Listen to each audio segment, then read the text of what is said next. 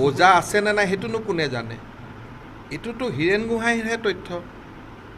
50 লাখ তথ্য তেওঁ সেইটো মাদানীক বাচাবৰ কাৰণে দিয়া তথ্য নে আচল তথ্য আপোনাৰ লগত কিবা তথ্য আছে নেকি তথ্য কাৰ লগত আছে যদি তথ্য আছে NRC হ'বই নালাগিছিলে এটা বোজাই নে বোজা আছে নে বোজা নাই এই কথাবিলাক NRCৰ পিছতহে গম পাব 45টা দিন ৰখাত কি আপত্তি আছে 30 জুনতো NRC ওলাবই মোৰ একো অন্তৰত আঘাত লগা নাই তেওঁ কৈছে যে তেওঁ জ্ঞান হয়তো মোতকৈ বেছি হ'ব পাৰে নমস্কাৰ তেওঁ যদি জ্ঞান বেছি হয় ভাল কথা